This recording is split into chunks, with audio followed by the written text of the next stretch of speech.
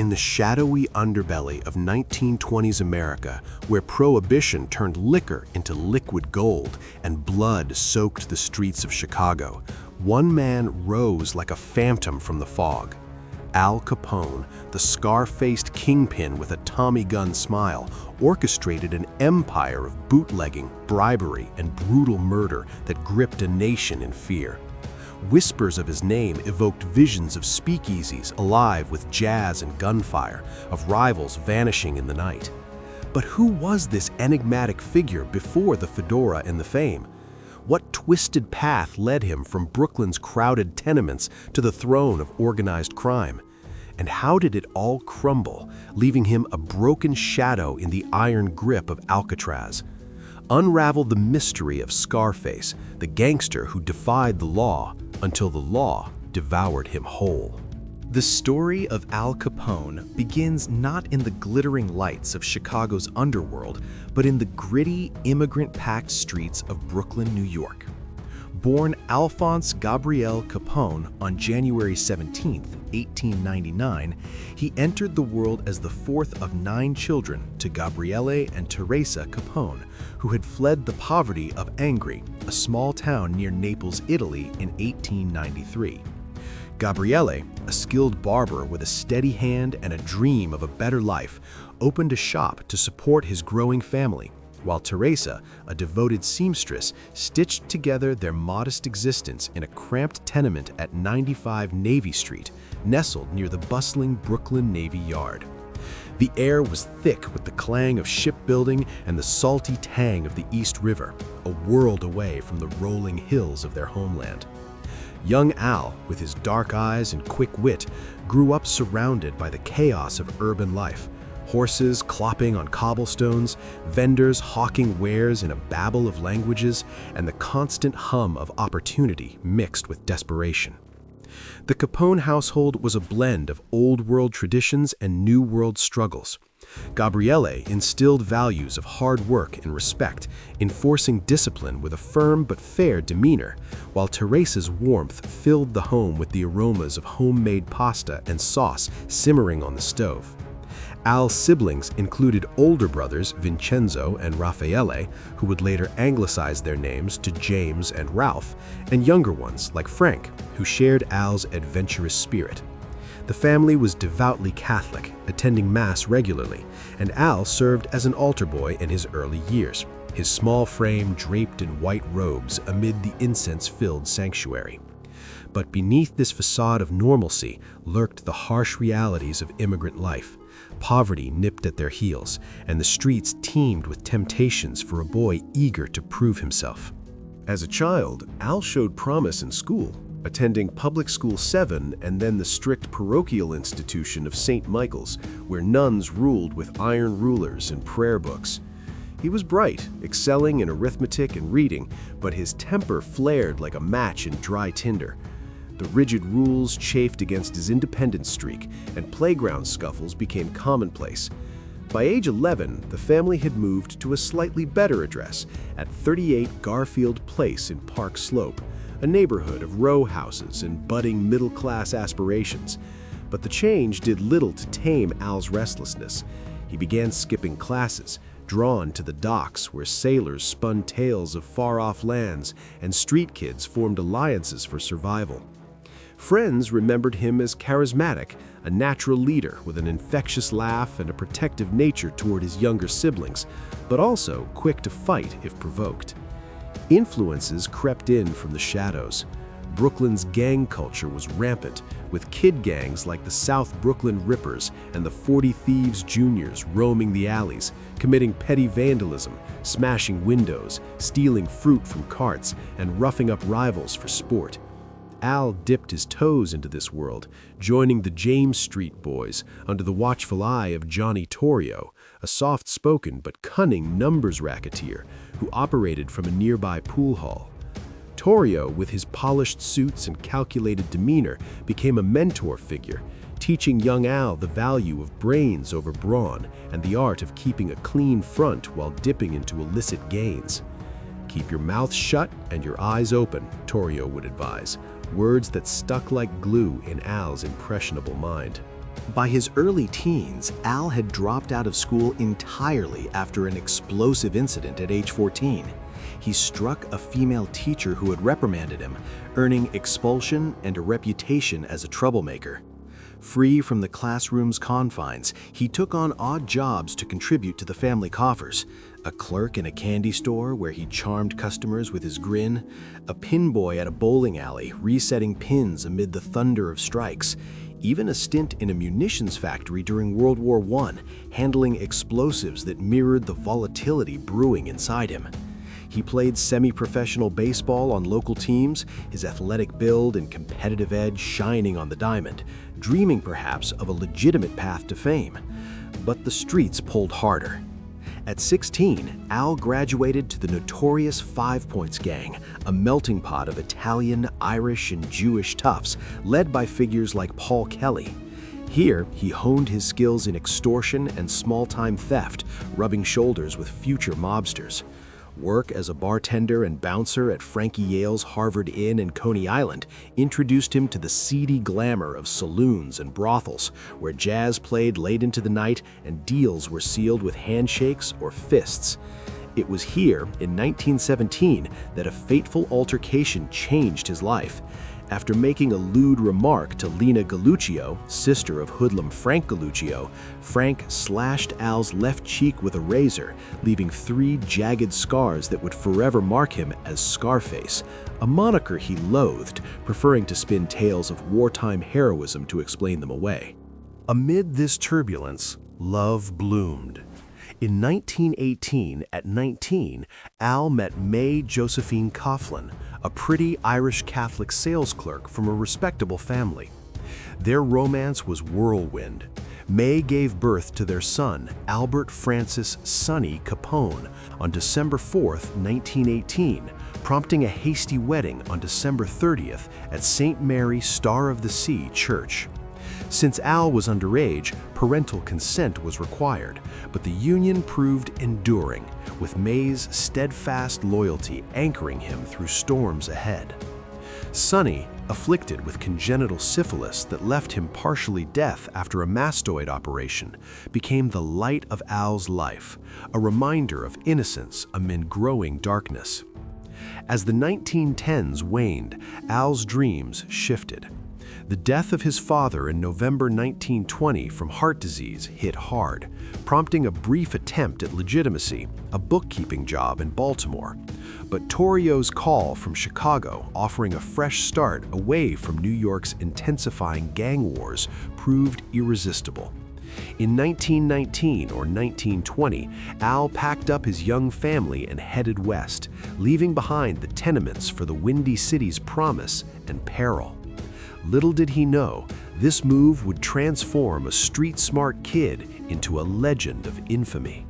The transition from Brooklyn's back alleys to Chicago's roaring underworld was seamless for Al Capone, as if the city's corrupt veins were waiting to absorb his ambition. Arriving around 1920 at Johnny Torrio's behest, Capone stepped into a landscape transformed by Prohibition, the 18th Amendment banning alcohol that turned ordinary citizens into outlaws and gangsters into tycoons. Torrio, now running operations for his uncle-in-law, Big Jim Colissimo, needed muscle, and Capone, fresh from dodging retaliation in New York after a brutal beating of a rival, fit the bill. Starting as a bodyguard and bartender at the Four Deuces, a South Side den of gambling, prostitution, and speakeasies, Capone quickly proved his worth with his imposing frame, sharp bookkeeping skills, and unflinching loyalty. The air in these joints was thick with cigar smoke and whispered deals, jazz horns wailing as patrons guzzled bootleg whiskey smuggled from Canada or brewed in hidden stills. Capone's entry into serious crime accelerated with Colissimo's murder on May 11, 1920. Gunned down in his own restaurant, the hit, widely suspected to be orchestrated by Torrio with Capone's involvement, possibly at Frankie Yale's hands, cleared the path for Torrio to seize control of the empire. Capone rose as Torrio's right-hand man, managing brothels and enforcing collections with a mix of charm and violence. He relished the power, dressing in tailored suits and flashing diamond rings, his scarred face a badge of authority. Early crimes were small-scale, extortion rackets shaking down local businesses for protection, smuggling liquor across state lines in hidden truck compartments, and bribing cops to look the other way. But as Prohibition profits soared, beer alone netting millions, rivalries ignited. By 1923, with a reform mayor cracking down in Chicago, Torrio and Capone relocated operations to suburban Cicero, a blue-collar town ripe for takeover. Here, Capone's reputation for ruthlessness bloomed.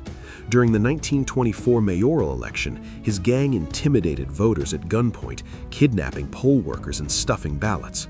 When police intervened, a shootout erupted, claiming the life of Capone's brother, Frank, riddled with bullets while shielding Al. The loss hardened Capone, fueling a vendetta against lawmen. With Cicero under his thumb, he installed puppets in office, turning the town hall into a mob headquarters where gambling dens and brothels flourished unchecked. The turning point came in January 1925, when North Side gang leader Jaime Weiss ambushed Torrio outside his home, pumping bullets into him and leaving him for dead. Torrio survived, but retired to Italy, handing the reins to Capone at just 26. Now boss of the Chicago outfit, Capone expanded aggressively, his empire generating an estimated $100 million annually, equivalent to billions today, from bootlegging, gambling halls, and vice. He moved into lavish digs at the Metropole Hotel, surrounded by bodyguards and sycophants, portraying himself as a benevolent businessman. "I'm just supplying what the public demands," he'd quipped to reporters, his grin masking the darkness. But growth bred enemies. The Northsiders, led first by Dean O'Banion, whom Torrio had assassinated in his flower shop in 1924, and then Weiss and George Bugs Moran waged war. Retaliations escalated, drive-by shootings riddling cars with Tommy gun fire, bombings shattering storefronts. In 1926, Weiss's gang strafed Capone's Hawthorne Inn headquarters with over 1,000 rounds in broad daylight, forcing Capone to dive under a table as glass flew. He responded with vengeance, allegedly ordering Weiss's murder later that year outside the Holy Name Cathedral, bullets scarring the stone facade. Capone's methods grew savage. Beatings with baseball bats at banquets for disloyalty, bodies dumped in Lake Michigan weighted with concrete shoes. Amid the bloodshed, Capone cultivated a Robin Hood image. During the Great Depression's onset, he opened soup kitchens feeding thousands daily, donated to charities, and sponsored jazz musicians, earning grudging admiration from the starving masses. Yet his infamy peaked with the St. Valentine's Day massacre on February 14, 1929. In a North Side garage, Capone's hitmen, disguised as police, lined up 7 Moran associates and machine-gunned them in cold blood, mistaking one for Moran himself. Blood pooled on the concrete amid spent shells, the press dubbing it a slaughter. Capone, alibying in Florida, denied involvement, but the public turned, labeling him public enemy number 1. Other crimes piled up, smuggling Canadian whiskey via elaborate networks, running protection rackets on unions and laundries, even narcotics trafficking on the side. He clashed with Sicilian rival Joe Aiello over control of the Unione Siciliana, surviving poison plots and ambushes before having Aiello shredded by machine guns in 1930. Capone's violence claimed hundreds, from the Adonis Club massacre, where he orchestrated a brutal attack on Yale's enemies, to personal killings, like beating 2 traitors to death with a bat at a loyalty dinner. His empire spanned breweries, distilleries, and speakeasies, bribing officials like Mayor Big Bill Thompson for immunity. Yet, cracks appeared. In 1926, the accidental killing of prosecutor William McSwiggan in a Cicero shootout sparked outrage, forcing Capone into hiding.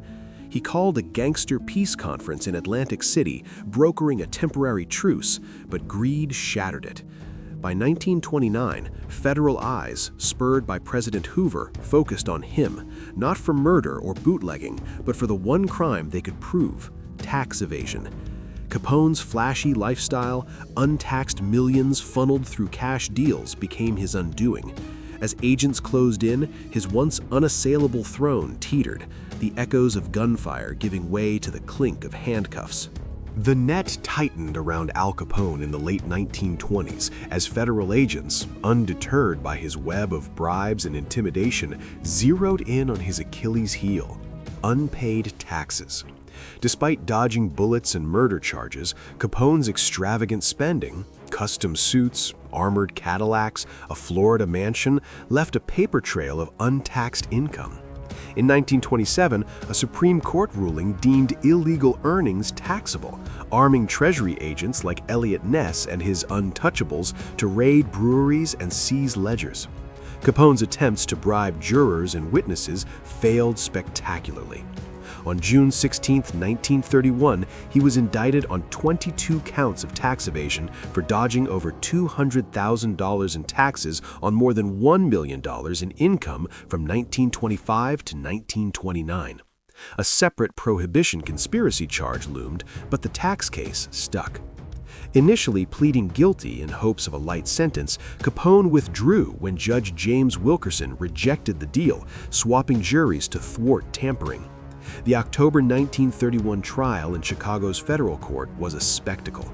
Witnesses testified to his lavish habits, while Capone's defense crumbled under evidence from his own bookkeepers.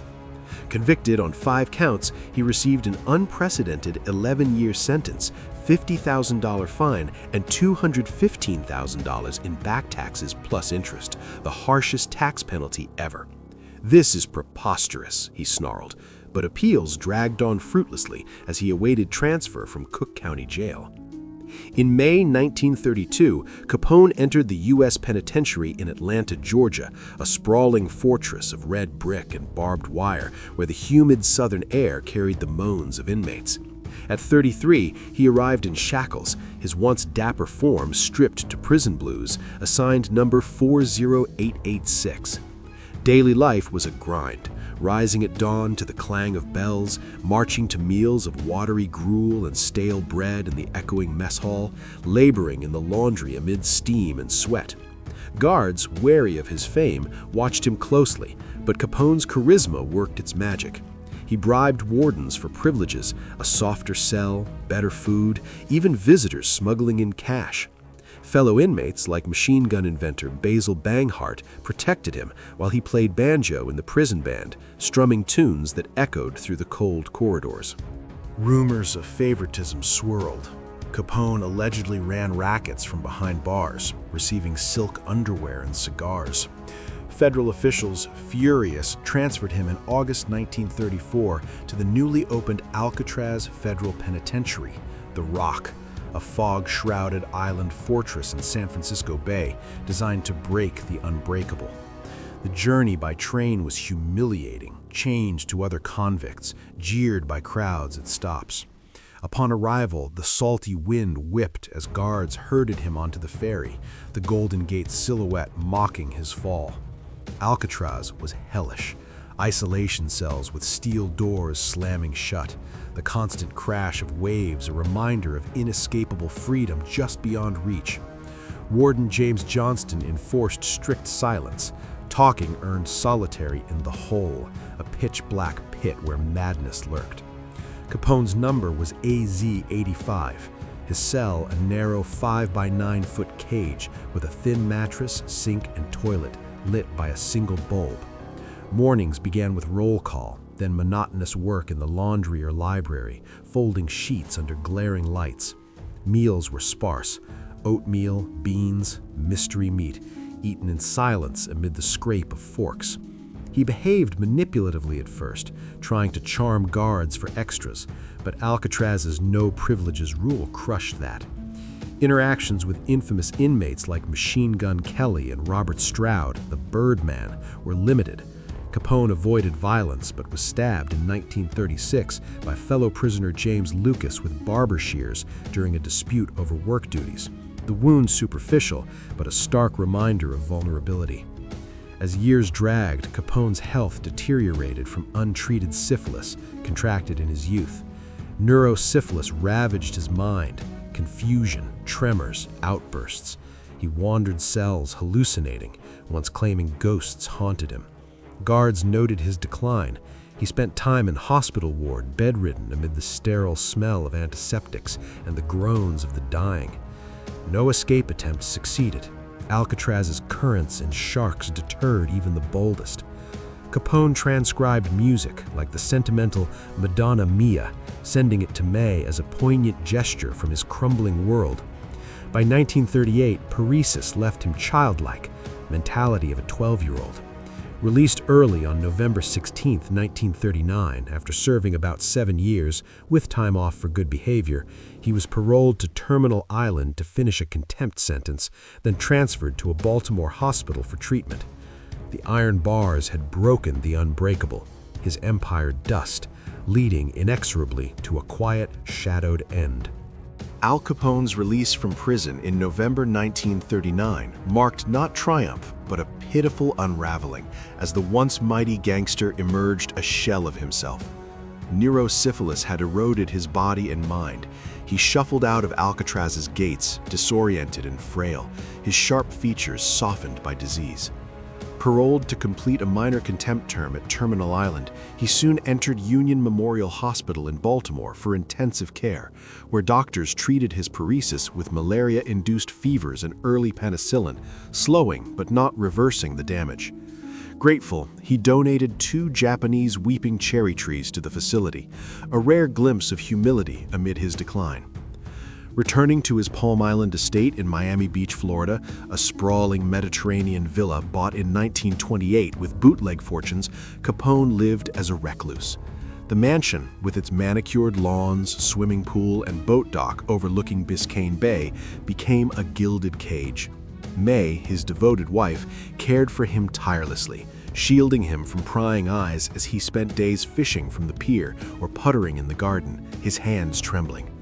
Grandchildren visited, bringing fleeting joy. He doted on them with stories sanitized of his past, his voice weak but affectionate. Sonny, now an adult, managed family affairs, changing his name to Brown to escape the shadow. Capone's days blurred into routine.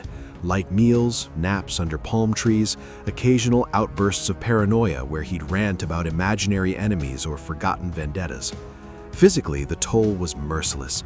Syphilis scarred his brain, causing strokes and dementia. He struggled with speech, forgetting names and faces. In 1942, experimental treatments offered brief respite, but irreversible damage left him mentally akin to a child, playing simple games or listening to radio jazz that evoked his glory days. The public, once enthralled by his exploits, now pitied or mocked him. Newspapers ran headlines like "Scarface reduced to babbling wreck." No grand comeback. The Chicago outfit, under successors like Frank Nitti, had moved on, shifting to subtler rackets without his flashy violence. On January 21, 1947, disaster struck. A massive stroke felled him in the estate's sunlit parlor. He lingered semi-conscious, family at his bedside, murmuring incoherently as pneumonia set in from weakened lungs. On January 25, at age 48, cardiac arrest claimed him, his heart giving out amid the quiet hum of ceiling fans. May wept as doctors pronounced him dead. The world learned via wire services, reactions mixed. Some mourned a folk hero, others celebrated a monster's end. His body, dressed in a somber suit, was flown to Chicago for a private funeral at a local mortuary, attended by family and a few loyalists. No gangland pomp. Internment followed at Mount Olivet Cemetery, later moved to Mount Carmel in Hillside, Illinois, beside his father and brother Frank, under a simple stone etched with his name. History remembers Al Capone as a paradox, a ruthless monster who orchestrated hundreds of murders, from the St. Valentine's Day massacre to countless rubouts, yet a misunderstood product of his era, capitalizing on Prohibition's folly.